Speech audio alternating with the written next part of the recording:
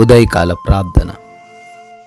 అభిషిక్తుడా, ఆరాధ్యనీయుడా, ఆలోచన కర్తవయున్న మా ప్రియ పరలోకపు తండ్రి, మీ యొక్క ఉన్నతమైన బహుబలమైన నామాన్ని బట్టి స్తుతులు చెల్లించుకుంటున్నాము. గతించిన రాత్రి మొదలుకొని ఈ ఉదయకాలం వరకు మీరు మా ఎడల కుమ్మరించినటువంటి ఉచితమైన కృపను బట్టి స్తోత్రాలు. మీ యొక్క అగ్ని కంచె మా గృహాల చుట్టూ దయచేసినందుకు, మంచి నిద్రను మాకు అనుగ్రహించినందుకు, మమ్మల్ని మా బిడ్డలను తండ్రి కాచి కాపాడి ఈ సూర్యోదయాన్ని చూడడానికి మీరు మాకు అనుగ్రహించిన ఈ విలువైన శ్రేష్టమైన దినాన్ని బట్టి మీకే లెక్కించలేని స్తుతులు నాయన, స్తోత్రాలు చెల్లించుకుంటున్నాం ప్రభువా. సామెతల గ్రంథము 11వ అధ్యాయము 5వ వచనము, యథార్థవంతుల నీతి వారి మార్గమును సారాలము చేయును, భక్తిహీనుడు తన భక్తిహీనత చేతనే పడిపోవును అని వాక్యం ద్వారా సెలవిస్తున్నారు తండ్రి. అవునయ్యా, యథార్థంగా ప్రవర్తిస్తుంటే ఆ యథార్థతనే మా ప్రతి మార్గమును సరళం చేస్తుందని, మాకు ఏ అడ్డంకులు లేకుండా చేస్తుందని, మాకు ఏ ప్రమాదాలు రాకుండా కాపాడుతుందని సెలవిస్తున్నారు.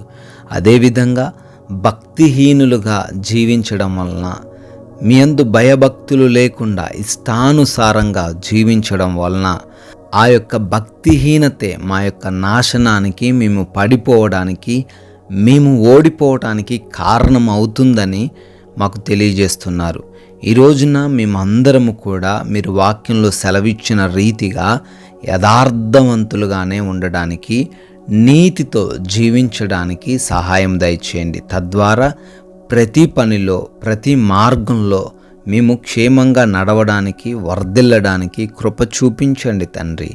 అయా, ఈ ఉదయాన్న అనేక మంది బిడ్డలు ఈ ప్రార్థన చేత వారి రోజును ప్రారంభిస్తూ ఉండంగా, ఈ ప్రార్థనలో వారు ఏకీభవిస్తూ ఉండంగా వారిని పేరు పేరున దీవించండి తండ్రి.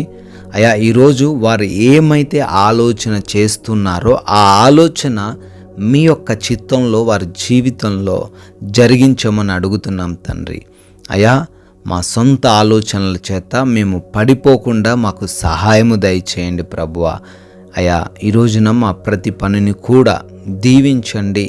మా ప్రతి వ్యాపార, ఉద్యోగ పరిచర్యలన్నిటిలోనూ మమ్మల్ని ఉన్నత స్థాయిలో నిలవబెట్టమని బ్రతిమాలుకుంటున్నాం. కావలసిన శక్తిని, జ్ఞానమును మాకు దయచేయండి. మేమెవరిని మోసం చేసేవారిగాను, ఎవరిని ప్రలోభపరిచేవారిగాను ఈ రోజున ఉండకుండా కృప చూపించండి తండ్రి. అయా, అదేవిధంగా మా ప్రతి అవసరతను తీర్చమని అడుగుతున్నాము. మాకు కావలసిన ఆహారం, మాకు కావలసిన ఆరోగ్యము, మాకు కావలసిన ధనము ప్రభువా, ఆర్థిక పరిస్థితి ఈ రోజుకు మీరు మాకు దయచేయమని అడుగుతున్నాం తండ్రి. అయా, ఈ రోజున ఆయా ప్రాంతాలు మేము వెళ్తూ ఉండగా క్షేమమైన, సురక్షితమైన ప్రయాణాలు మీరు మాకు దయచేయండి. అయ్యా, మేము వెళ్తున్న వాహనాలను మీ స్వాధీనంలోకి తీసుకోమని, ఏ మార్గంలో అయితే వెళ్తున్నామో ఆ మార్గంలో మీ కంచె కాపుదల దయచేయమని, మరలా సురక్షితంగా మా గమ్యస్థానాలు చేర్చబడడానికి కృప చూపించమని అడుగుతున్నాం. ఆయా గృహాల్లో ఒంటరిగా ఉంటున్న గృహిణీలు, యవన బిడ్డలు, వృద్ధులు, చిన్న బిడ్డలందరికీ మీ కాపుదల దయచేయమని అడుగుతున్నాం ప్రభువా. హాస్పిటల్స్కి వెళ్తున్న ప్రతి బిడ్డకు మీరు తోడై ఉండండి. వారి యొక్క రిపోర్ట్స్లోనూ, వారి ఆపరేషన్స్లోనూ వారికి తోడై ఉండమని ప్రతిమాలుకుంటున్నాము ప్రభువా. ఎవరైతే ఎగ్జామ్స్ అని, ఇంటర్వ్యూస్ అని వెళ్తున్నారో, పార్టిసిపేట్ చేస్తున్నారో వారందరినీ కూడా దీవించండి. క్వాలిఫై అవ్వడానికి కృప చూపించండి తండ్రి. అయా, మా సమయాన్ని దుర్వినియోగం చేసుకొనకుండా, అపవాది మా సమయాన్ని దొంగలించకుండా కృప చూపించండి. ఈ రోజున మా అందరికీ నాయన నెమ్మదికరమైన జీవితాన్ని దయచేయండి. అపవాది ఉచ్చుల్లో, వాడు వేస్తున్న చెరల్లో మేము చిక్కుబడకుండా కాపాడండి తండ్రి.